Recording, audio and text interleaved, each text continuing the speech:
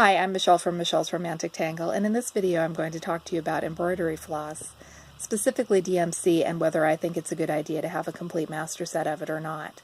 It seems to be something that comes up frequently, whether people think that it's a good idea to have all of the colors or just to buy a few as you need them. Personally, I've got a complete set that I put together back in the days when there were still frequent 5 for $1 sales.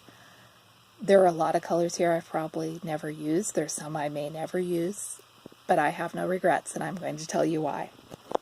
So one of my biggest reasons for wanting the master set is, with my current situation, I am a 20-minute drive from the closest place that sells DMC. That's Walmart, and they have a limited selection. Joann's is 30 miles, about 45 minutes from the house, and Michael's is closer to an hour and a half.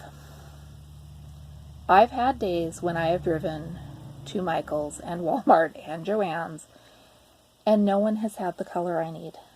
I personally really like not having to chase around for colors and hope that they'll have it. I don't know if I could call the store in advance and find out or not. I haven't tried it. The other thing is I like to start projects on a whim or late at night, and I am the kind of person who, if I am quilting and making great progress at 1 a.m. and lose the last sewing machine needle in the house because I snap it, I'm not happy. I would rather have the floss. As far as colors that we may or may not ever use, I decided to try an experiment. I got into my stash and I pulled out 5 different full coverage projects that I think I'm going to someday stitch. I did not look at how many colors were in each one. I just picked up projects that I knew would take a lot, don't like that glare there, a lot of different colors of floss. I did pick different designers, thinking that that would increase the number of colors I use. And then I printed out a shopping list of all of the DMC colors. The ones I checked off in pink are the ones that are called for in these 5 projects. Rocky Mountain Christmas uses 65 colors. Christmas Cheer uses 31. Mother's Arms uses 36. Light of Peace, 33. And Teresa Wentzler's Mermaid came in at the most with 83 different colors. After looking at all of those blends, I'm not starting her anytime soon. But just those 5 projects, which I could realistically stitch at some time over the next couple of years, called for 158 of the DMC colors.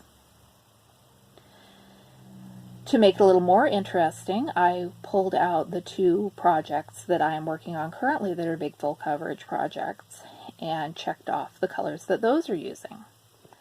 That was another 25 colors that aren't duplicated in my 158. So I think I came up with 41% of the DMC colors that I will use just in those projects.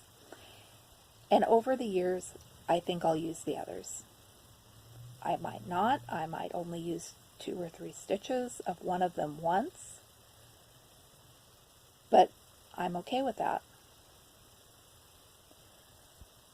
If I stitch different projects, if I was more prone to substituting colors, then I might think about this differently. On something like Rocky Mountain Christmas, if I don't have the color that I need, I'm not going to make substitutions and hope for the best.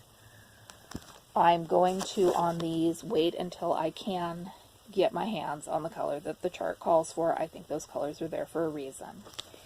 If I was doing little Christmas ornaments or little samplers, I could change colors willy-nilly, and I have changed colors, and I don't see any reason not to. So that is why I have a complete set of DMC, and why I'm happy that I have a complete set of DMC. I can understand that different people have different stitching styles and different logic. Honestly, if I live close to a good L&S, I would probably do things differently, but I don't. If I stitch mostly with overdyes, I would absolutely do things differently, but I don't. If when I had started stitching some of the less expensive alternatives to DMC had been available, I might have looked into those, but if they were out there, I didn't know about them. And now that I do, I'm exploring the possibilities, but I'm still using my DMC because it's already here and I have it. I do not expect to ever use up all of this floss, especially not when I replace the skeins as I use them up. Someday, at some point in the future, I won't stitch anymore. That may be 50 years from now, that may be 6 months from now if lightning strikes. But I'll pass this on to someone else, or the family will sell it on Craigslist, or someone will stitch with it. Thanks for watching. I hope you've enjoyed my rationalization of why I feel I need so much embroidery floss.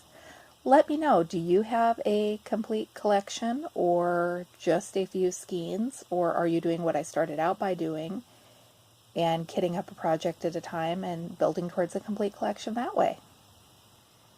Once again, I'm Michelle from Michelle's Romantic Tangle, and I'll be back in a couple of days with a new Flosstube update. See you soon!